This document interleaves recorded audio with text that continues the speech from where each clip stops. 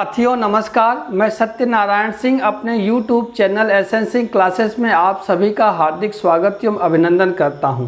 साथियों, NCERT कक्षा 11 हिंदी के अंतर्गत आज हम पढ़ेंगे मीरा के पद। इसके पहले हम 2 वीडियो इस पाठ के और बना चुके हैं, जिसमें पहले वीडियो में हमने मीराबाई के जीवन परिचय के विषय में बताया है, दूसरे वीडियो में हमने पहले पद के विषय में बताया है। आज इस तीसरे वीडियो में हम दूसरे पद के विषय में जानेंगे, उससे संबंधित शब्द अर्थ जानेंगे, उसकी व्याख्या समझेंगे, उससे संबंधित जो काव्य सौंदर्य के तत्व हैं यानी विशेष जो है उसको समझेंगे। साथ ही इस पद से संबंधित जो पाठ्य पुस्तक से प्रश्न हैं इनके उत्तरों को भी हम जानेंगे। तो इसके पहले अगर आपने मेरा चैनल सब्सक्राइब नहीं किया है तो कर लीजिए, ताकि इस तरह के वीडियो के नोटिफिकेशन आपको समय समय पर मिलते रहे। साथ ही घंटी भी दबा दीजिएगा। इस वीडियो में हम बात करेंगे दूसरे पद की। तो ये दोनों पद मीरा के ये नरोत्तम दास स्वामी द्वारा संकलित मीरा मुक्तावली से लिए गए हैं। जिस पद की हम चर्चा करेंगे इसमें प्रेम रस में डूबी हुई मीरा सभी रीति रिवाजों और बंधनों से मुक्त होने और गिरधर के स्नेह के कारण उनके प्रेम के कारण अमर होने की बात कर रही है। मीरा पैरों में घुंघरू बांधकर कृष्ण के सामने नाचती हैं। लोग इस हरकत पर उन्हें बावली कहते हैं तथा कुल के लोग उन्हें कुलनाशिनी कहते हैं। राणा ने उन्हें मारने के लिए विष का प्याला भेजा, जिसे उन्होंने हंसते हुए पी लिया। मीरा कहती हैं कि उनके प्रभु कृष्ण सहज भक्ति से ही उन्हें मिल गए हैं। तो आइए हम शुरू करते हैं। मीरा के पद। दूसरा पद है कि पग घुंघरू बांध मीरा नाची, मैं तो मेरे नारायण सु आपही हो गई साची। लोग कहे मीरा भई बावरी, न्यात कहे कुलनासी। विष का प्याला राणा भेजा, पीवत मीरा हासी। मीरा के प्रभु गिरधर नागर, सहज मिले अविनाशी। पग घुंघरू, पग माने होता है पैर, पैरों में घुंघरू, आप जानते हैं घुंघरू जो बजते हैं। बांध माने बांध कर मीरा नाची, नाची यानी नाचना यानी नृत्य करना। मैं तो मेरे नारायण सु, नारायण माने ईश्वर भगवान, सु आपा ही माने खुद ही, हो गई साची, साची माने सच्चा।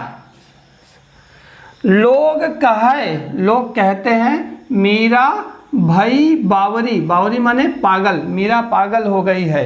न्यात माने संबंधी परिवार वाले, कहते हैं कुलनाशी कि ये कुल का नाश करने वाली है, परिवार का नाश करने वाली है।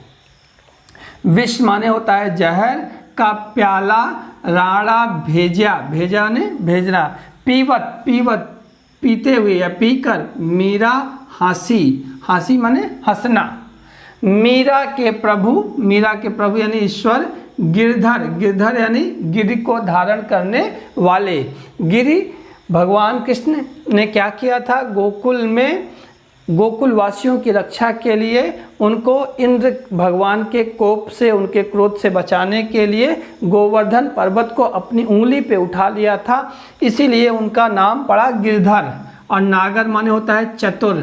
सहज माने स्वाभाविक रूप से, मिले अविनाशी जिसका नाश न हो, जो अविनाशी हो, जो अमर हो। तो ये इसका अर्थ था। आइए हम इसकी व्याख्या देखते हैं। मीरा क्या कह रही हैं? मीरा कह रही हैं कि पग घुंघरू बांध मीरा नाची, मैंने अपने पैरों में घुंघरू बांध लिए हैं और मैं नृत्य कर रही हूँ। कहाँ नृत्य कर रही हूँ? उस अपने परमेश्वर, अपने पति, अपने इष्ट कृष्ण के सामने। तो मीरा कह रही हैं कि उन्होंने अपने पैरों में घुंघरू बांधकर अपने इष्ट श्री कृष्ण के सामने नृत्य कर रही हैं। उन्हें बाकी दुनिया से किसी भी चीज़ की परवाह नहीं है, वो किसी भी बात की चिंता नहीं कर रही हैं। मैं तो मेरे नारायण सु, मैं तो अपने नारायण की आप ही हो गई साची, खुद ही हो गई, मतलब मैंने अपने आप को, अपने नारायण को क्या कर दिया है, समर्पित कर दिया है। यानी मीरा ने जब घुंघरू बांधकर नृत्य करना शुरू कर दिया सबके सामने, बगैर हिचक के, बगैर संकोच के, तो इससे एक बात ये सच हो गई, आप ही हो गई साची, एक बात सच हो गई कि वो किसकी है, अपने नारायण की है। किसकी है, अपने नारायण की है, अपने कृष्ण की है, और किसी की नहीं है, और किसी से उनका कोई संबंध नहीं है। अब लोग कहे मीरा भई बावरी, तो मीरा के इस कृत्य को देखकर, मीरा के इस कार्य को देख करके लोग कहे मीरा भई बावरी, लोगों ने क्या कहा, उन्हें बावरी कहा, यानी पागल कहा। क्या कहा, पागल कहा। यानी कृष्ण के प्रति जो भक्ति थी मीरा की, वो क्या है, एक सीमा से परे थी, और उस सीमा, बियॉन्ड द लिमिट, उस सीमा के परे होने के कारण ही लोगों ने मीरा को क्या कहा, बावरी कहा, पागल कहा। और न्यात, न्यात माने संबंधी, न्यात माने परिवार वाले, न्यात माने कुटुंब वाले, उन्होंने क्या कहा कि ये कुल की नाशी है, कुल का नाश करने वाली है। इसका मतलब क्या है, कुल की जो मर्यादा है, परिवार की जो मर्यादा है, परिवार की जो इज्जत है, उसका नाश करने वाली है, उसका विनाश करने वाली है।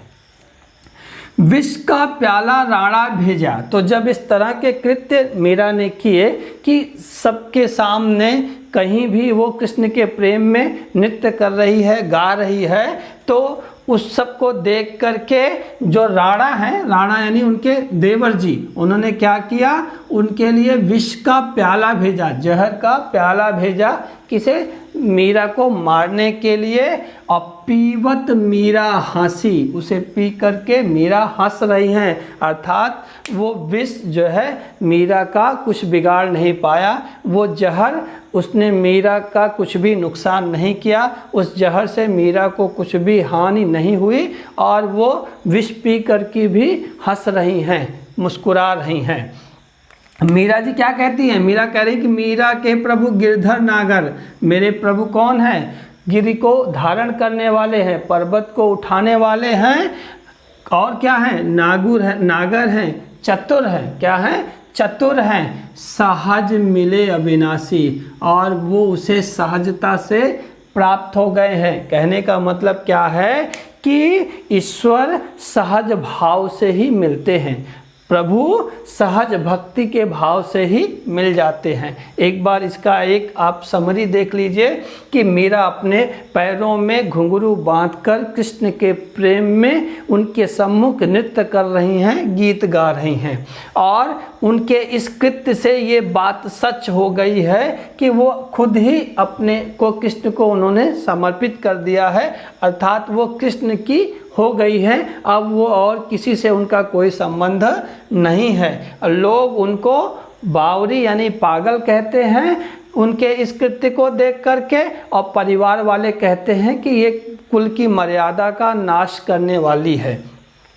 और इन सब के कारण राणा ने उनके लिए विष का प्याला भेजा, जिसे पी करके भी मीरा हंस रही हैं, अर्थात विष मीरा पर असर नहीं कर रहा। अब मीरा कह रही हैं कि उनके प्रभु गिरधर गोवर्धन पर्वत को धारण करने वाले हैं, वो चतुर हैं, और वो भक्तों को सहज रूप से उनकी भक्ति के कारण प्राप्त हो जाते हैं। तो ये आपको समझ में आ गया होगा। आइए विशेष देख लेते हैं कि इस पद में मीरा पर किए गए अत्याचारों का संकेत मिलता है कि लोग तो मजाक उड़ाते ही हैं, लोग उनको पागल कहते ही हैं, साथ ही उनको मारने तक की बात की गई है, उनके लिए जहर का प्याला भेजा जा रहा है, उनको जहर दिया जा रहा है।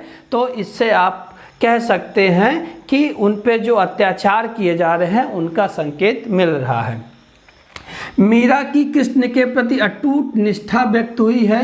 क्यों, कैसे पता चलता है कि वो अपनी परिवार की मर्यादा का ध्यान नहीं रखती हैं, कुल की जो यश है, कुल का जो यश है उसका ध्यान नहीं रखती हैं, और वो क्या कर रही हैं, सबके सम्मुख नृत्य कर रही हैं, कृष्ण के तस्वीर के सामने, उनकी मूर्ति के सामने, उनके प्रेम में, कृष्ण के प्रेम में वो नृत्य कर रही हैं। आगे, इसे पढ़कर मंदिर में तन्मय होकर नाचती हुई मीरा का चित्र आंखों के सामने सजीव हो उठता है। मीरा कह रही है कि पैरों में घुंघरू बांध कर नाच रही हैं, तो उससे एक दृश्य बनता है आपकी आंखों में, ये इससे एक दृश्य बिंब उभरता है कि वो तन्मय होकर मंदिर में कृष्ण के सामने नाच रही हैं। और कृष्ण ने, अगला पॉइंट है, कृष्ण के अनुराग में मीरा कृष्ण को नए नए नामों से पुकारती हैं। नया नया नाम क्या है? नारायण कहती हैं, कभी गिरधर कहती हैं, कभी नागर कहती हैं, कभी